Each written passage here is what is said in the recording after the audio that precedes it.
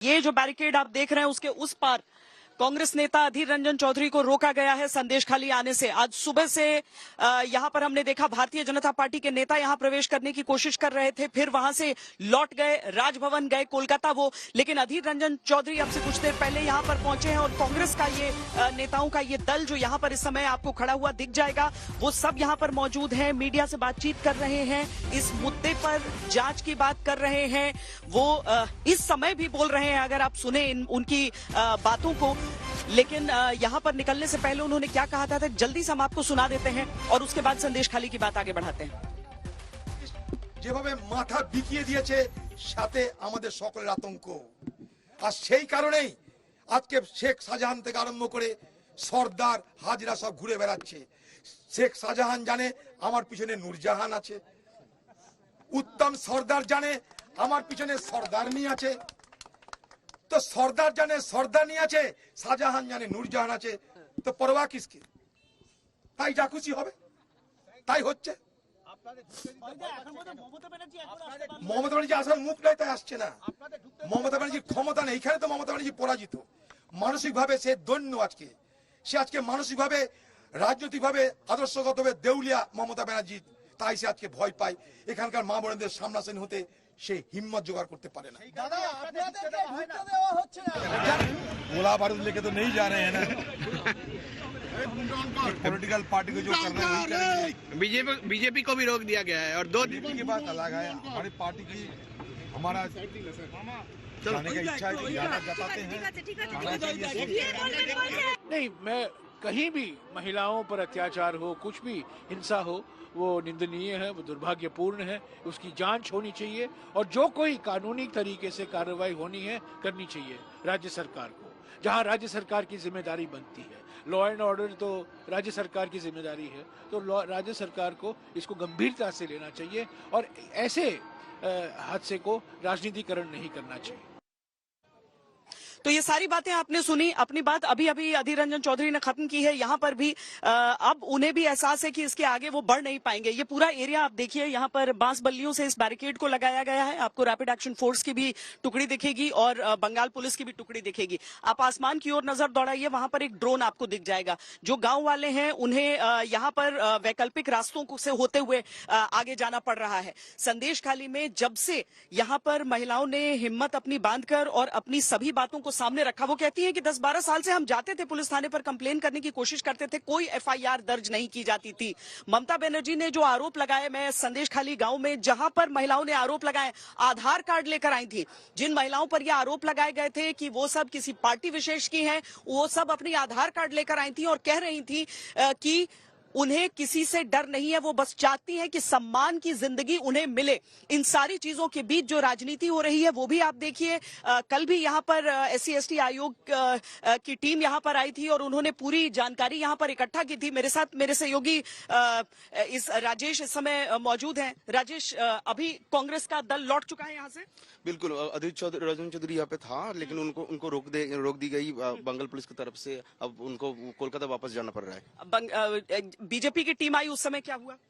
वहाँ पर पुलिस ने रोक कर रखा है और मंत्री जी दोनों मंत्री था उसका साथ और 4 MP था। उन्होंने 1 घंटा यहाँ पर बैठ रहा है। बैठने का बाद किसी भी पॉलिटिशियन को आगे नहीं बढ़ने दिया जाएगा।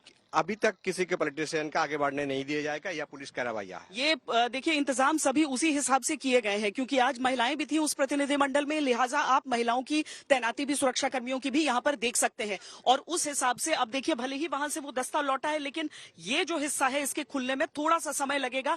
आवाजाही यहाँ से इजाजत रहती है, लेकिन आपकी पहचान देखने के बाद या तो आप यहाँ रहते हो या फिर मीडिया के जाने पर किसी तरह की पाबंदी यहाँ पर नहीं है। लेकिन जिस तरीके से संदेशखाली की महिलाओं ने अपनी बात सामने रखी, और न केवल महिलाओं ने बल्कि वहां के लोगों ने, जो कहते हैं कि दबंगई से किस तरीके से 3 नेताओं ने TMC के पूरे इस क्षेत्र में अपना दबदबा कुछ ऐसे बनाया था कि कोई जमीन ले ले या फिर जबरन उन्हें उनके हिस्से से वंचित रखता था। तो वो सारी शिकायतें अभी तक रही हैं यहाँ पर, लेकिन इस पर कार्रवाई नहीं हुई है। ममता बनर्जी ने कहा है कि कमेटी वो गठित कर रही है, यहाँ पर कमेटी गठित कर रही है, लेकिन इसके साथ ही वो उंगली उठा देती है उन सभी महिलाओं पर जो यहाँ पर आरोप लगाने की कोशिश करती है। वो कहती है कि नहीं, ये सारी चीजें सही नहीं है।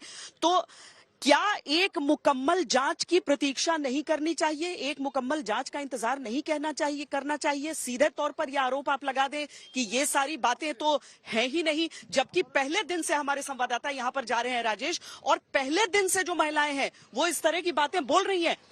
हालांकि अभी भी उनमें से अधिकतर, खासकर जो सेक्सुअल हैरेसमेंट का आरोप लगा रही हैं, वो सब अपने चेहरे को ढके हुए हैं क्योंकि उन्हें डर लग रहा है। अभी भी ये डर का जो माहौल है ना, आपने भी देखा कि डर का माहौल अभी भी जारी है पूरा गांव में। कोई सामने नहीं आ रहा है। हम लोग जब जाके पूछ रहे हैं, घर में जाके घुस के पूछ रहे, तब सब लोग कैमरे के सामने आना नहीं चाह रहे। सब लोग बोल रहे कि मुंह बिना ढक के कोई बात नहीं कर सकते, क्योंकि इन लोगों का डर है कि रात में क्या होगा, जब मीडिया निकल जाएगा इसके बाद क्या होगा, रात में क्या होगा, सिक्योरिटी कौन देगा। हर व्यक्ति जिससे हमने बात करने की कोशिश की उसने यही कहा कि आप लोग तो यहाँ से निकल जाएंगे, उसके बाद आप लोग जब तक हैं यहाँ पर हमारे साथ कुछ नहीं हो रहा है, लेकिन उसके आगे क्या। तो ये जिम्मेदारी तो उस प्रशासन की हो जाती है, उस राजनीति की हो जाती है जिसका शासन यहाँ पर है, कि आप उनके मन से वो भय दूर करें। और इसके लिए बहुत जरूरी है जांच और निष्पक्ष जांच। यहाँ पर भी अगर आप देखेंगे तो यहाँ पर आपको टीयर गैस शेल्स के साथ भी तैयारी दिखेगी, लाठियों के साथ भी तैयारी दिखेगी, लेकिन महिलाएं क्या कह रही हैं उसका एक हिस्सा आप सुनिए। उनको उठा के लेके गया, रात भर रखा, सुबह छोड़ दिया जाता था। हमें भी बोला गया था कि 12 बजे मीटिंग है, जाना पड़ेगा। আমাদেরকে বাড়ি থেকে যখন ইচ্ছা তখন ডেকে নিয়ে যাচ্ছে মিটিং মিছিলে। আমরা বাড়িতে যখন রান্না বসিয়েছি, রান্না ছেড়ে দিয়ে আমাদেরকে যেতে হচ্ছে মিটিং। আমাদের এই জমি জায়গাগুলো আমাদেরকে আকাশ থেকে কেড়ে নিয়েছে। আমাদের লিস্ট টাকা তো সময় মতো দেয় না। যদি লিস্ট টাকা আমাদের আনতে গেলে আমাদেরকে অনেক রকম কথা আমাদেরকে শুনতে হয়। জোর জবরদস্তি করে আমাদের বাড়ি থেকে তুলে নিয়ে যাচ্ছে। আমরা প্রতিবাদ করতে গেলে আমাদের বাড়ি এসে বেড়া ছেলেদের হুমকি দেখাচ্ছে, মেয়েদেরকে হুমকি দেখাচ্ছে যে মিটিং এর মিছিলে না গেলে হয়তো তুলে নিয়ে যাবে। মিটিং এর নাম করে তুলে নিয়ে গিয়ে করতো, টর্চার করতো, কাকে রান্না করাবে, কাকে ইয়ে করবে, ভালো ভালো মেয়েদের দেখে হচ্ছে কি ভিতরে রাখবে, আর যেগুলো দেখতে একটু ইয়ে আছে সেগুলোকে বাইরে রেখে খাটাবে। খাটি খাটি ওদের রান্না খাওয়া হয়ে গেলে ওরা মুখ নিচু করে বেরিয়ে আসলো, এরা সব চলে আসলো। এরকম দিনের পর দিন। এইবার না যেতে দিলে বাচ্চা ছেলেদেরকে তো তুলে নিয়ে মারছে কোদালের ব্যাট। মানে মহিলাদের উপরে প্রচুর পরিমাণে অত্যাচার করা হতো। যেমন রাতের বেলা মহিলাদেরকে তুলে নিয়ে যাওয়া হতো বাড়ির থেকে পার্টি অফিসে। আবার হচ্ছে মিটিং মিছিলের জন্য যখন তখন ডেকে পাঠাতেন। রাত নেই, 10টা নেই, 12টা নেই, যখন ডাকবে তখন যেতে হবে। না যদি যেত তাদের স্বামীদেরকে তুলে নিয়ে গিয়ে পার্টি অফিসে কোদালের ব্যাট দিয়ে মারধর করা হতো।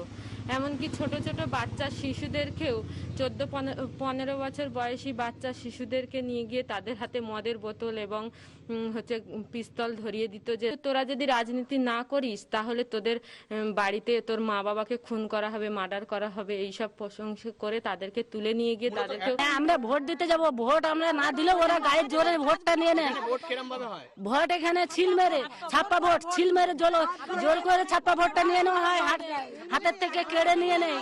আমরা কাদের কাছে যাব? পুলিশ প্রশাসনের কাছে তো যাব। তো পুলিশ প্রশাসন তো আমাদের কথাই শুনছে না, আমাদের বিরুদ্ধে উল্টে আমাদেরকে কেস করছে।